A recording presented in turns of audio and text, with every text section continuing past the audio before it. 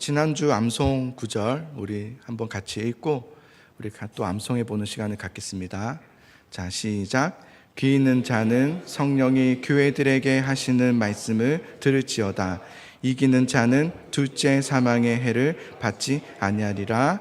아멘. 요한계시록 2장 11절 말씀. 아멘. 네, 우리 한번, 자, 오늘은 좀 짧아요, 그죠? 예, 같이 한번 해보겠습니다. 시작.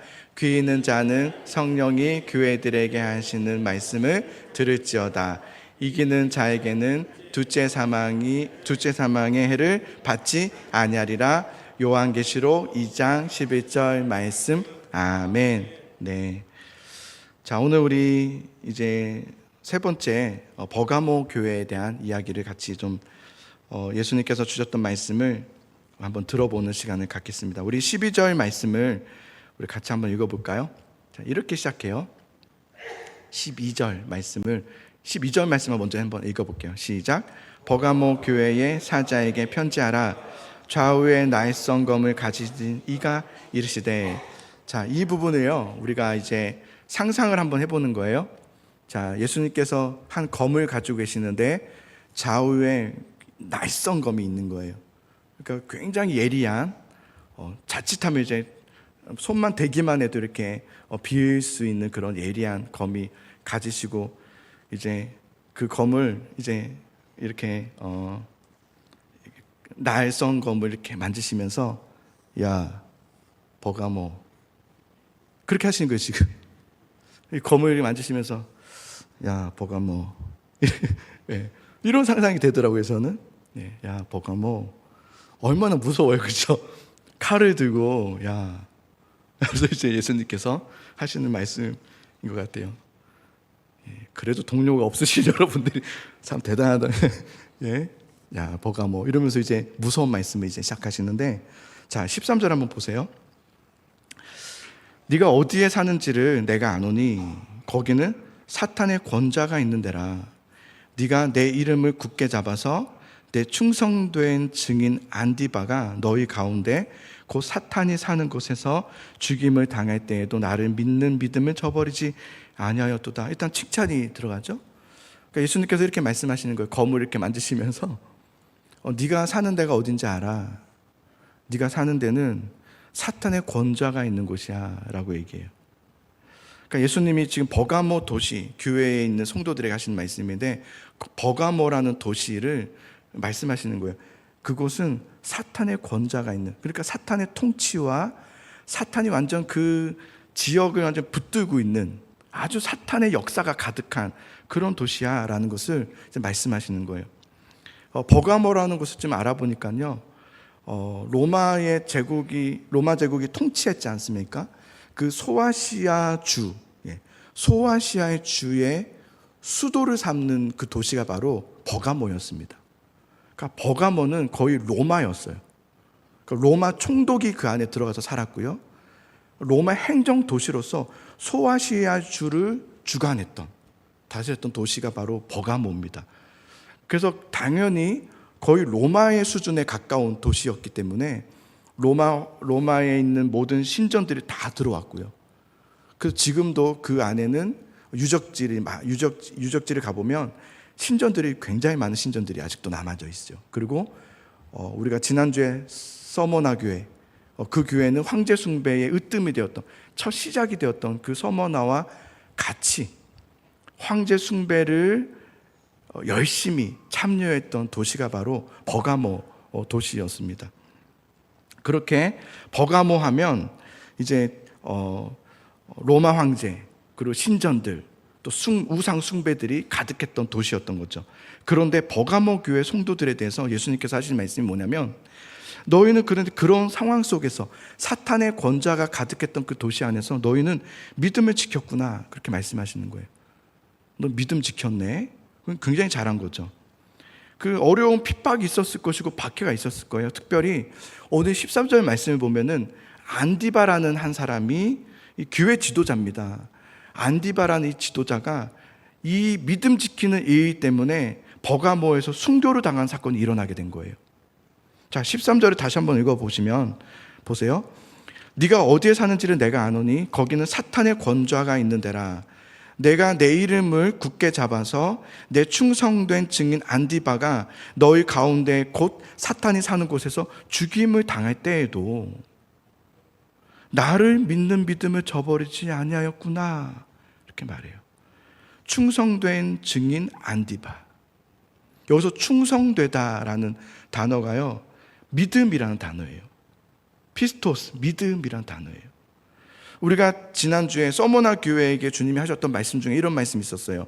네가 죽도록 뭐예요? 죽도록 충성하라. 그리하면 내가 생명의 면류관을 너에게 주리라.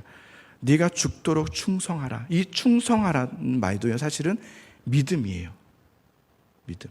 사실은 우리가 이 구절이요, 그 임직식 때 많이 쓰는 구절이거든요. 죽도록 충성하라. 뭐 이렇게 이제 직분자들을 세울 때 이 구절을 꼭 넣지 않습니까? 이 말은 사실은 죽을 때까지 일하라는 뜻이 아니죠. 이 충성이라는 것은 믿음의 의미이기 때문에 이런 의미예요. 더 원어적으로는 죽어도 믿음을 지켜라. 사실 이 말입니다. 죽는 한이 있어도 믿음을 지켜라. 아무리 믿음을 버릴 수밖에 없는 상황이 올 수 있습니다. 옵니다. 나 이제 안 해. 이런 게 있어요. 나 이제 그거 안 해. 나 이제 쉴 거야. 이제 안 하기로 하는 거예요. 그럴 때가 있습니다. 믿음을 버릴 수밖에 없는 상황이 온다 할지라도, 그래서 그 상황이 너의 믿음을 빼앗아 가버리려고 할지라도 그때 말씀하신 거예요. 너는 죽어도 믿음 지켜. 이 말씀이에요. 네가 죽도록 충성하라. 죽어도 믿음 지켜야 돼. 왜요? 그럼 믿음보다 더 중요한 건 없기 때문이죠. 우리가 믿음을 지키는 것 때문에 예수님께서는 그 믿음을 지키는 자에게, 충성하는 자에게는 생명의 면류관을 주시겠다고 하셨어요. 그러니까 여러분, 예수님을 믿는다는 건, 이것은 우리가 양보할 수 있는 문제가 아닙니다. 뭐 쉬겠다 이런 게 있을 수 없는 거예요. 이건 죽어도 믿음을 지켜야 되는 거예요. 그래서 그 예수 그리스도를 믿음으로 예수 그리스도를 가진 자, 예수 그리스도를 가진 자는 예수님 안에 있는 생명을 얻게 돼요. 우리는 그 생명을 얻을 수 없습니다.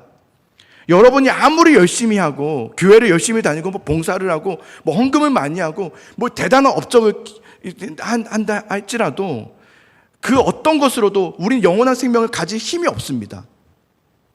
영원한 생명은 예수 그리스도께 있어요. 예수 그리스도를 가진 자만이 예수 그리스도 안에 있는 생명을 얻는 것입니다. 그러니 우리는 여러분 죽어도 믿는 거예요. 이 믿음은 어느 것으로도 타협할 수 있는 게 아닙니다. 그런데 이 믿음을 실천한 사람이 있었어요. 바로 안디바였어요. 충성된, 죽어도 믿었던, 죽지 않습니까? 순교하지 않습니까? 그래도 죽기까지도 믿었던 안디바라는 교회 지도자가 있었습니다. 버가모는 그런 교회였습니다. 지도자부터 죽는 교회였습니다. 순교하는 교회였고, 더 대단한 것은 이 성도들이에요. 성도들이 안디바를 따라 죽도록 충성하기로 해요. 죽어도 믿겠다고 하는 거예요. 안디바가 죽는 걸 봤잖아요. 그럼 다 위축될 수 있잖아요. 나도 잘못하면 저렇게 될 수 있겠다. 그런데 성도들은 그렇게 하지 않고 안디바를 따라서 죽도록 믿기로 한 거죠. 그래서 예수 그리스도를 굳게 잡았다. 믿음을 지켜냈다라고 예수님께서 말씀하세요. 대단한 교회죠? 대단한 믿음의 교회죠. 그런데 왜 예수님이 처음에 날카로운 칼을 이렇게 만지시면서 야, 버가모 왜 이렇게 했어요? 그런데 그렇게 믿음의 대단함을 보였는데 너 책망할 거 있어. 그렇게 말씀하시는 거예요. 너 책망할 거 있어. 그럼 버가모 교회와 성도들 지도자 대단하지 않았습니까? 핍박이 있었고 박해가 있었음에도 불구하고 믿음을 지켜낸 교회 아닙니까? 우상에게 절하지도 않고 황제 숭배하지 않고, 그 버가모라는 도시는 로마였잖아요. 거의. 그런 곳에서도 죽도록 믿음을 지켜낸 교회 아니었습니까? 예수님은 근데 책망할 것이 있다 이렇게 말씀하세요. 책망할 것이 있다. 우리 사람이요, 어떤 경향과 습관이 좀 있냐면 내가 잘한 것만 생각해요. 그죠? 우리는 누구랑 대화하다 보면 저변에 뭘 깔고 있냐면 내가 잘한 것만 생각하면서 말해요. 잘못한 거를 우리는 생각하지 않아요. 우리는 그런 경향이 좀 있습니다. 잘한 것만 생각하죠.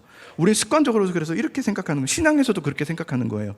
내가 이 정도까지 그래도 예전에 했었으니까, 예전에 그래도 이 정도까지 교회가 어려울 때 이렇게 했고, 내가 막 이렇게 했고, 내가 헌신했고 순종했으니까 지금 이 정도는 괜찮겠지? 이 정도의 불순종은 괜찮지 않을까? 이런 경향이 우리에게 있어요. 우리는 습관적으로 잘한 것만 생각해요. 내가 이 정도 잘했으니까 봐주시겠지? 이 정도는 좀 봐주겠지? 내가 예전에 그래도 이렇게 했으니까 라는 게 우리에게 늘 있습니다. 근데 여러분, 하나님은 그렇지 않으세요. 우리는 그런 습관이 있는데 하나님은 그렇지 않으세요. 16절을 보십시오. 자, 같이 한번 읽어볼게요. 16절 시작.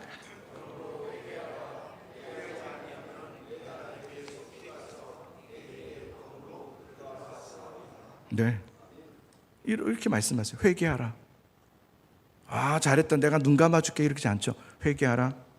칼을 딱 만지시면서 너 회개해. 굉장히 무서운 거죠. 회개하라. 예수님은 지금 버가모 교회 성도들에게 너희에게 회개할 것이 있다고 말씀하시는 거예요. 야, 너에게 회개할 게 있어.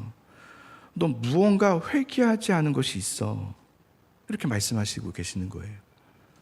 여러분, 하나님은 사랑의 하나님이시죠, 그죠? 그러나 동시에 공의로운 하나님이십니다.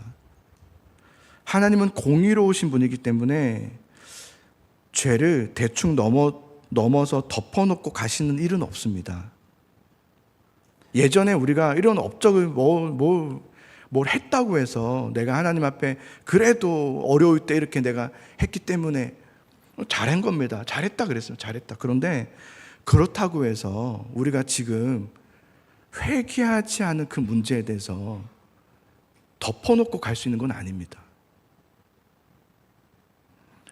우리가 하나님을 잘 이해하지 못하는 사람들이 있습니다. 하나님을 잘 모르는 거죠. 어렴풋이 알고 바르게 알지 못하면 우리는 이렇게 생각하는 경향이 커집니다. 내가 그래도 예전에 이만큼 잘한 것이 있으니 요즘 이 정도는 그냥 넘어가 주시겠지 라는 생각을 합니다. 그래서 오늘 그냥 피곤하니까 예배 대충 하고 가자. 오늘 정말 안 하고 싶었는데 가자니까 와서, 아니면 오늘 다음에 내가 좀 제대로 하고 이번에 좀 쉬자, 뭐 이런 것들. 이 정도는 내가 하나님께서 넘어가 주시겠지? 하나님을 잘 몰라서입니다. 그렇지 않습니다. 여러분, 잘한 것은 잘한 것이고요, 잘못한 것은 잘못한 겁니다. 예수님은 버가모 교회와 성도들을 이렇게 보실 때 그렇게 말씀하시는 거예요. 너희에게는 아직 회개가 이루어지지 않은 것이 있구나. 그래, 잘했어. 어려울 때 참 잘했고 핍박과 박해 가운데 잘 이겨냈어. 그런데 아직도 회개가 이루어지지 않고 있는 그게 아직도 있네 라고 말씀하시는 거예요. 그럼 왜 교회가 무너지는지 아십니까? 왜 성도들의 삶 속에 믿음의 삶이 계속해서 나아가지 못하고 멈춰지거나 쇠퇴하게 되는지 아십니까? 아직 회개하지 않은 어떤 남은 것이 있기 때문에 그렇습니다. 아직 회개하지 않은 것이 남아있는 거예요. 버가모 교회에 회개하지 않았던 그 죄가 뭘까요? 허물이 도대체 뭘까요? 자, 14절을 보십시오. 자, 14절을 보겠습니다. 시작. 그러나 내게 두어 가지 책망할 것이 있나니 거기 내게 발람의 교훈을 지키는 자들이 있도다. 발람이 발락을 가르쳐 이스라엘 자손 앞에 걸림돌을 놓아 우상의 제물을 먹게 하였고 또 행음하게 하였느니라. 아멘. 자, 구약 성경에서요, 거짓의 교훈의 대표적인 것이 발람의 교훈이라고 보시면 될 것 같아요. 이게 오늘날까지도 우리가 심각한 문제인데요. 발람에 대해서는 민수기 22장부터 얘기가 쭉 나와요. 발람은 주술가이면서 거짓 선지자였습니다. 당시 이스라엘이 출애굽하고 이제 약속의 땅 이제 가나안으로 가기 위해서는 모압이라는 땅을 지나가야 됐어요. 근데 그 모압이라는 땅을 지나가려면 모압이 허락을 해줘야 되잖아요. 아니면 싸워야 되는데. 근데 모압 왕 발락이, 발람이 아니라 발락, 모압 왕 발락이 이 자신의 땅을 지나가는 것을 허락하지 않습니다. 허락하지 않을 뿐만 아니라 용하다고 하는 주술가, 거짓 선지자를 돈을 주고 사주합니다. 매수해서 이스라엘을 저주해달라고 요청합니다. 근데 하나님이 그 발람을, 주술가, 거짓 선지자 발람을 막으세요. 못 가게 막으세요. 여러 번 차례해서 막으세요. 그런데도 발람은 하나님보다 돈을 더 좋아했기 때문에 돈을 받고 이스라엘을 저주하려고 합니다. 그래서 자 이제 제가 시작하겠습니다. 무슨 이제 뭐 했겠죠. 하면서 이제 저주를 하려고 하는데 하나님의 그의 입술을 바꿔서 이스라엘에게 저주를 하는 게 아니라 막 축복을 하게 막 하시는 거예요. 그래서 발락 왕이 잠깐 스톱! 아니 저주를 해달라고. 다시 하겠습니다. 하면서 또 하는데 또 막 그 축복이 나오는 거예요. 그래서 안 되겠다 이렇게 못한 하나님께서 계속 그렇게 막으시는 거예요. 그런데도 여러분 하나님 막으셨는데도 불구하고 발람이 돈에 대한 탐심이 있었기 때문에 어떻게 할까 하다가 발락 왕에게 이렇게 말합니다. 제가 이스라엘을 위해서, 이스라엘을 저주하기 위해서 아무리 저주하려고 했는데 하나님이 막으셔서 못하겠다. 도저히 할 수가 없습니다. 그런데 제가 이스라엘이 하나님께로부터 저주받을 수 있는 방법을 알고 있습니다. 그게 뭐냐면 이스라엘 사람들을 우상에 빠지게 하면 됩니다. 우상에 빠지게 해서 우상 숭배하게 함으로써 하나님으로부터 스스로 대적자가 되어 그 저주의 길로 가게 하면 됩니다. 그래서 모압 왕 발락이 모압의 우상들을 섬기는 여인들을 이스라엘로 파송시킵니다. 그래서 그 이스라엘 남자들을 유혹하게 해서 그들이 여인을 받아주면서 우상까지도 받아줄 수 있게끔 미인계를 쓴 거예요. 그렇게 해서 이스라엘 남자들이 그 계략에 넘어가 버립니다. 모압의 여성들과 행음하게 되면서 우상들을 받아들이기 시작한 거예요. 그러면서 우상을 받아들이게 됨으로써 그들 스스로 저주를 받을 수 있게 한 거예요. 스스로 저주받는 길로 가게 한 거죠. 예수님은 이 발람의 교훈에 대한 이야기를 하면서 너희들이 버가모 교회 성도들이 이 발람의 모습과 같다고 얘기했어요. 굉장히 충격적인 얘기죠. 너희 안에 이 발람의 교훈이 있다는 것을 말씀하셨어요. 너희 안에 발람의 교훈이 있다. 발람의 교훈이 뭡니까? 외부의 어떤 박해와 어떤 핍박으로 인해서 무너뜨림이 아니라 그들 스스로 그 내부에서부터 그 마음의 안으로부터 하나님으로부터 멀어지게 하여서 스스로 무너지게 하는 굉장히 무서운 발람의 교훈이 너희에게 있다라고 책망하시는 거예요. 그럼 버가모 교회는 외부에 핍박이 있었고 박해가 있었지만 무너지지 않았습니다. 그런데 언제 무너진지 아십니까? 스스로 무너지게 된 케이스입니다. 어느 누구도 공격하지 않았어요. 다 이겼어요. 그러나 그들 스스로 무너지기 시작했어요. 은혜에 익숙해져 버린 거예요. 은혜에 익숙해져 버렸습니다. 은혜에 익숙해져 버리면 어떻게 되는지 아십니까? 이제 그때부터는 잠든 신앙이 됩니다. 눈이 멀어집니다. 그렇게 하나님으로부터 서서히 멀어지게 합니다. 그래서 스스로 무너지게 하죠. 이게 발람의 교훈입니다. 믿음의 생활 중에서 정말 위험한 것 중에 하나가 뭔지 아세요? 특히 예수님을 오래 믿었던 사람들, 교회를 오래 다니는 사람, 특히 교회로서는 전통적인 교회, 그 교회나 오래된 성도들에게 가장 위험한 요소가 뭔지 아십니까? 익숙함입니다. 익숙함. 은혜가 익숙하게 되는 것은 정말 무서운 일입니다. 내가 이제 은혜가 익숙해졌다? 그것은 사실은 여러분 익숙해진 게 아니라 은혜를 잊은 겁니다. 그건 잃어버린 거예요. 이젠 좀 적응돼서. 그거 적응 아닙니다. 잃어버리신 겁니다. 왜 우리가 은혜의 익숙함에 빠지게 되는지 아십니까? 은혜의 익숙함? 내 자신이, 여러분 각자의 자신이 예배의 주인이 되어버렸기 때문입니다. 예배라는 것은 하나님께 나를 드리는 시간이고, 예배는 누가 받는 시간입니까? 하나님이 받는 시간이잖아요. 근데 내가 받는 시간이 된 거예요. 예배를 내가 받으러 와요. 예전에는 예배를 성도들은 일어서서 예배했습니다. 이해가 돼요. 하나님 앞에서 앉아서 이렇게 있을 수 없는 거죠. 예배를 드리러 왔는데, 그죠? 예전에 그랬습니다. 어느 날부터인가 점차 편의주의로 바뀌었죠.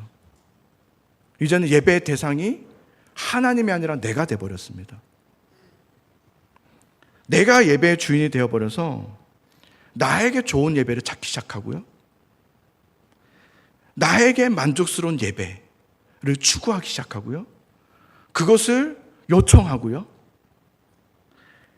내가 예배를 드리러 왔는데 내가 예배를 드리는 것이 아니라 받으러 오셔서 앉아 계시는,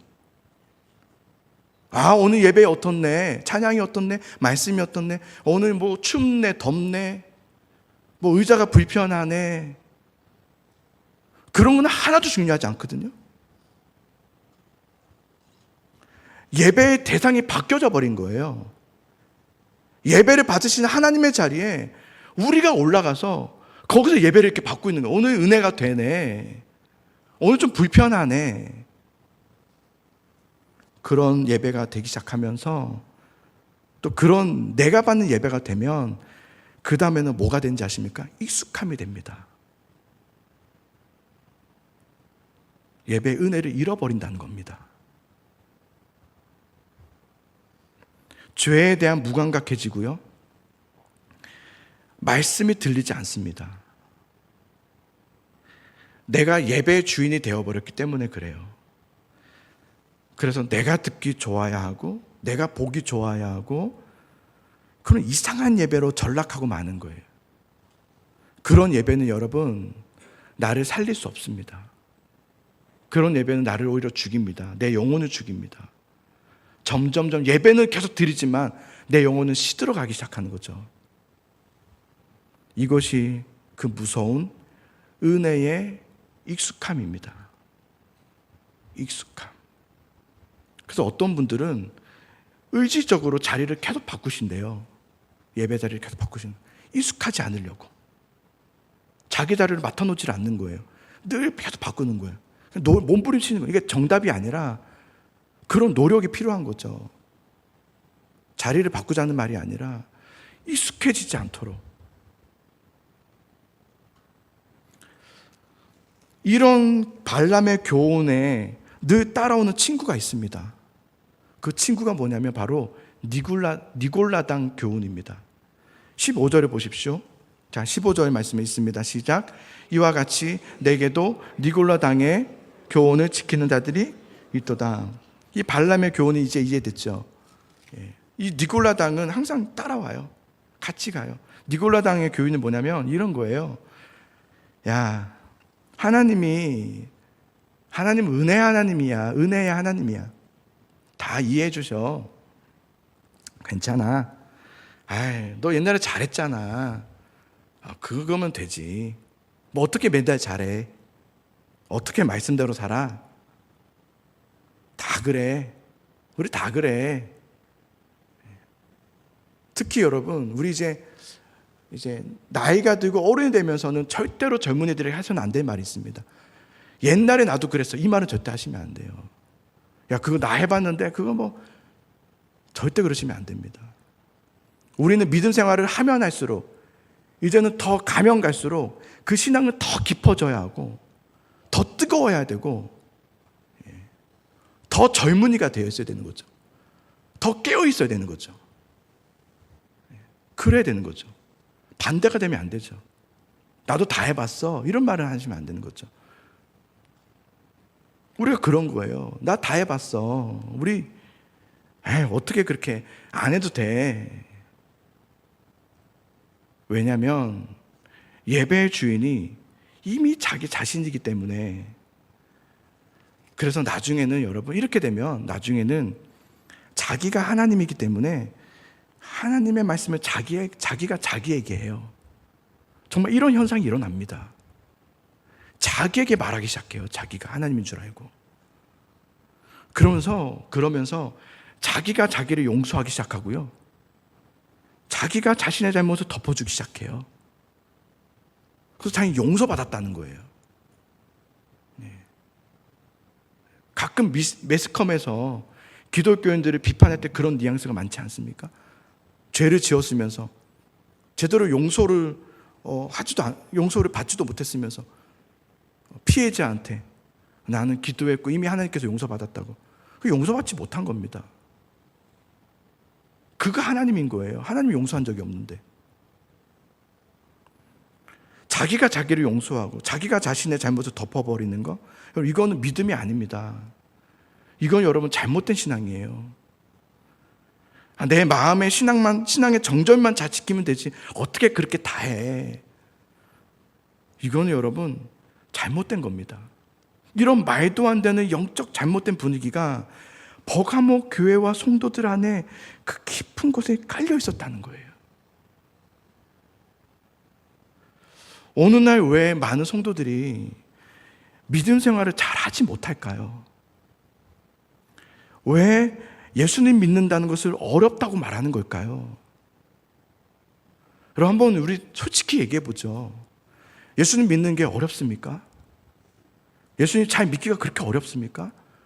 왜요? 이렇게 물어보면, 여러분 혹시 박해가 있습니까? 예수님 믿음으로 인해서 재산을 몰수당하게 되었습니까? 아니면 순교를 당하게 되었습니까? 혹시 그래서입니까? 그래서 예수님 믿는 게 어렵습니까? 그렇지는 않을 거예요. 어느 누구도 그러지는 않을 거예요. 그런 박해는 없으니까요. 왜 우리가 예수님 믿는 게 이제 어려워졌고, 왜 예수님 믿는 게 이제는 힘들다고 말하는 걸까요? 내가 여전히 하나님이기 때문에 그렇습니다. 내 자신이 하나님인 거예요. 여전히 하나님을 믿는다고 말하지만 그 삶의 주인은 자신인 거예요. 내가 주인이 되어서 내가 하나님으로 살아가고 있는 거예요. 여러분은 하나님이 앉으셔야 될 왕좌에서 당장 내려오셔야 합니다. 바로 내려오셔야 돼요. 그리고 하나님만이 내 삶의 주인이 되게 하셔야 돼요. 이건 여러분이 하셔야 되는 거예요. 누가 못 해줍니다. 이건 여러분이 하셔야 되는 거예요. 주님 앞에 눈물을 흘리면서, 주님, 내가 하나님이었습니다. 믿는다고 말만 했지 나는 정말 하나님을 믿는 자녀가 아니었습니다. 나는 예배한다고 수차례 수십 년을 예배했지만 정말 하나님을 예배하지 못했습니다. 나는 내가 항상 주인이었고 예배의 대상도 나였습니다. 내가 컨디션 안 좋으면 오늘은 아니었고, 내가 기분이 안 좋으면 또 아니었고, 기분이 좋으면 또 좋았고, 주님 용서하여 주소서 라고 회개하며 나오셔야 되는 거예요. 그렇게 믿음으로 살아내는 자들이 있어요. 많은지 적은지는 전 모르겠습니다. 성경에는 적다고 했는데 그럼 적겠죠. 그러나 그 적은 그래도 이 말씀을 붙들고 깨어서, 맞아, 내가 믿음으로 살아야지, 내 주인은 하나님이시지, 예배의 주인은 하나님이셔 라고 깨달으면서 믿음으로 살아내는 자들이 있다고 그랬어요. 그들에게는 주님께서 두 가지 약속을 하셨어요. 17절을 보겠습니다. 자, 17절 말씀을 같이 한번 읽어봅시다. 시작. 귀 있는 자는 성령이 교회들에게 하시는 말씀을 들을지어다. 이기는 그에게는 내가 감추었던 만나를 주고 또 흰 돌을 줄 터인데 그 돌 위에 새 이름을 기록한 것이 있나니 받는 자밖에는 그 이름을 알 사람이 없느니라. 아멘. 이기는 그에게는 내가 감추었던 만나를 주리라 그랬어요. 만나가 무엇입니까? 만나는 이스라엘이 출애굽 이후에 아무것도 없었던 광야에서 하나님이 내려주시는 생명의 양식이었죠. 그거 없으면 못 사는 거예요. 그죠? 만나를 매일 내려주셨어요.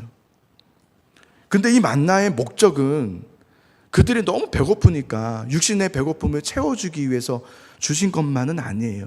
사실은 그 만나를 주심의 목적이 따로 있었어요. 메시지가 담겨져 있었어요. 그게 어떤 메시지였냐면 이거였어요. 사람은 떡으로만 사는 것이 아니요 하나님의 입으로부터 나오는 모든 말씀으로 사느니라. 이게 하나님이 만나를 주시면서 교훈하시고 싶었던 거예요. 그러니까 신약 성경에서는 그 만나에 대해서 그 생명의 떡이 바로 예수 그리스도이심을 말씀하고 있어요. 예수님이 그러셨어요. 예수님 직접 내가 그 생명의 떡이라 그랬어요. 나를 먹는 자는 결코 줄이지 아니하리라. 나는 하늘에서 내려온 떡이니 그랬어요. 예수님 자신을 우리의 생명의 떡이라고 하셨어요. 이게 무슨 말이냐면 여러분, 너희가 예수님으로 배부름을 갖지 못하면 세상 어느 것으로도 배부름을 갖지 못해. 세상 어디에도 너희의 다른 배부름은 없어. 예수님이 아니고는 답은 없어. 예수님만이 너의 모든 것의 해답이야. 예수님만이 생명이야. 예수님만이 너의 그 허기짐을 채워줄 수 있는 배부름이야. 이것을 누구에게? 믿는 자에게, 이기는 자에게 그 감추었던 만나를 주시겠다고 약속하셨어요. 영원한 만나를 주시겠다는 거예요. 영원한 만나를, 힘을 주시겠다는 거예요. 또 흰돌을 주리라 그랬어요. 흰돌. 흰돌이 뭔지 아십니까? 믿음으로 살아낸 수많은 세상에서의 시험들이 있습니다. 그 시험들을 통과해낸 믿음의 사람들에게만 주어지는 표식이 있어요. 그걸 흰돌이라고 그래요. 이 흰돌을 받은 자만 주님이 오시는 마지막 날 최후의 심판의 때에 그 심판대 앞에서 자유를 선언받습니다. 그 흰돌을 가진 자만이. 여러분, 하나님 나라는 아무나 그냥 들어가는 게 아니에요. 그냥 교회 몇 번 다니면 그냥 뭐 한 번 보고 눈물을 흘리고 뭐 감동이 있었던 그런 것으로 하나님 나라에 들어가는 게 아니에요. 하나님 나라는 흰돌을 가진 자만 가는 거예요. 흰돌을 가진 자만이 하나님 나라에 입장할 수 있어요. 그리고 그 흰돌 위에는 새 이름이 기록되어 있다고 그랬어요.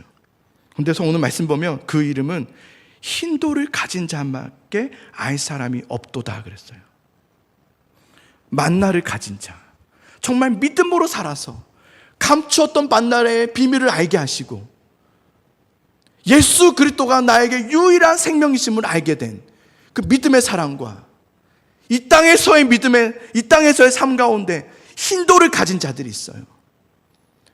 어렵고 힘들고 발람의 교훈과 니골라당의 교훈이 가득한 이 시대 가운데 말씀을 지키며 깨어서 예배하는 흰돌을 가진 자, 그들만 아는 기쁨이 있다고 그랬어요. 그들끼리만 아는 게 있어요. 그들끼리만 아는 은혜가 있어요.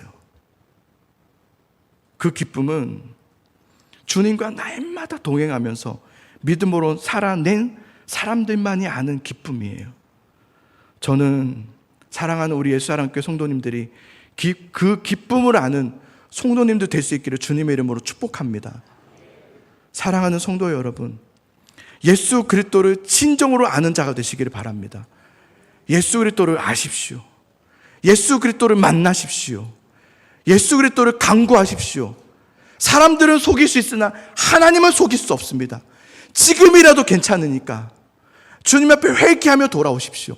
주여, 나를 새롭게 하여 주시고 이제 나의 주인은 예수 그리스도이십니다 라고 고백하며 나아가시기 바라요. 회개하시며 하나님께서 용서하세요. 그리고 이제는 여러분 예배를 회복하세요. 예배를 회복하세요. 정말 여러분 예배를 회복하셔야 돼요. 나 수요 예배도 이제 드리는데 그런 예배를 말하는 게 아니에요. 주님 앞에 정말 깨어있는 예배를 드리세요. 온 마음을 다해 정성을 다해 예배하세요. 여러분의 산 제물로 정말 드리세요. 예배를 받으시는 분은 내가 아니라 하나님이심을 고백하며 예배하세요. 온 마음으로 예배하시기 바랍니다. 그래서 날마다 주님과 함께하고 동행하는 그 은혜를 맛보며 살아가는 귀한 성도님 될 수 있기를 주님의 이름으로 축복합니다.